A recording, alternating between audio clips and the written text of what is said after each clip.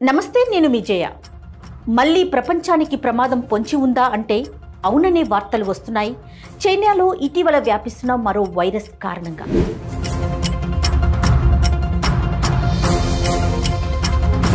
ఇరవై నుండి 2022 వరకు కరోనా వైరస్ వ్యాప్తి మూలంగా WHO లెక్కల ప్రకారం ప్రపంచవ్యాప్తంగా దాదాపు 75 లక్షల మంది ప్రాణాలు కోల్పోయారు. లాక్డౌన్ల కారణంగా ప్రపంచ దేశాల ఆర్థిక వ్యవస్థలు కుప్పకూలిపోయాయి.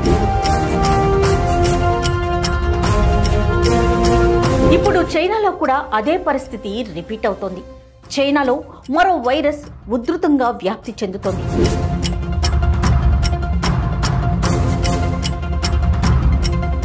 నిజానికి ఈ వైరస్ 20 సంవత్సరాల ముందే కనుక్కున్నారు. ఈ వైరస్ పేరు HMPV అంటే హ్యూమన్ మెటా న్యూమో వైరస్. ఇది శ్వాసకోశ సమస్యలను కలిగించే వైరస్. ఊపిరితిత్తులతో పాటు శ్వాసతో ముడిపడిన అవయవాలను ఇది బాధిస్తుంది. కోవిడ్ మహమ్మారి అనంతరం చైనాలో ఈ HMP వైరస్ అతి వేగంగా వ్యాపిస్తున్నట్లుగా రిపోర్ట్లు చెబుతున్నాయి. సోషల్ మీడియా సమాచారం ప్రకారం ఈ వైరస్తో పాటు ఇన్ఫ్లుయెంజా వంటి ఇతర వైరస్లు కూడా తీవ్రతరం అవుతున్నాయి. చైనా వ్యాప్తంగా అత్యవసర పరిస్థితిని ప్రకటించినట్లుగా తెలుస్తోంది. ఈ HMPV వైరస్ వ్యాప్తి చైనాలో ప్రమాదకర స్థాయికి చేరుకుంటోంది. ఇక ఈ వైరస్ సోకి హాస్పిటల్స్ కి చేరుతున్న వారి సంఖ్య రోజురోజుకి పెరుగుతోంది. ఈ విషయం తెలుసుకున్న పలు దేశాల ప్రభుత్వాలు, ప్రజలు కూడా అప్రమత్తమవుతున్నారు.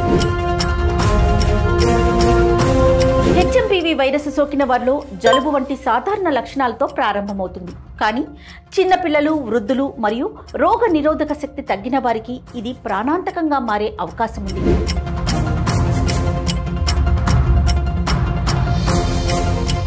ఈ వైరస్ న్యూమోనియా, ఆస్తమా తీవ్రత వంటి సమస్యలను ప్రబలం చేస్తోంది. ఈ HMP వైరస్ దగ్గడం, తుమ్మడం, కలుషితమైన వస్తువులను తాకడం ద్వారా వేగంగా వ్యాపిస్తోంది.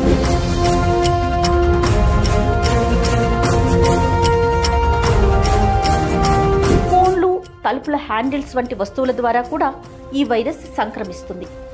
ఈ HMP వైరస్ చైనాలో మాత్రమే కాకుండా సరిహద్దు దేశమైన భారత్లో కూడా వ్యాప్తి చెందే ప్రమాదం లేకపోలేదు. వైరస్ వ్యాప్తిని నివారించడానికి ప్రజలు తక్షణం ఈ జాగ్రత్తలు తీసుకోవాలి. చేతులు తరచుగా శుభ్రం చేసుకోవడం, తుమ్మడం లేదా దగ్గడం సమయంలో నోటికి అడ్డుగా హ్యాండ్ కర్చీఫ్ వాడటం, జనం రద్దీగా ఉన్న ప్రదేశాల్లో మాస్క్ వేసుకోవడం,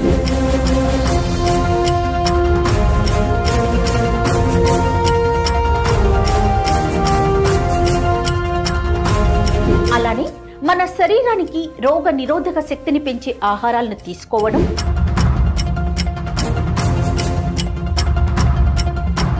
ఒకవేళ ఎవరికైనా ఈ వ్యాధి లక్షణాలు కనిపిస్తే వైద్యులు HMPV oxygen therapy, IV fluids మరియు కార్టికోస్టెరాయిడ్స్ చికిత్సలో భాగంగా వాడుతున్నారు.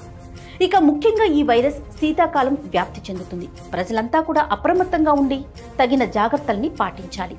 ఈ వైరస్ మన దేశంలోకి రాకుండా ప్రభుత్వాలు కూడా అప్రమత్తంగా ఉండాలని కోరుకుందాం. నమస్తే.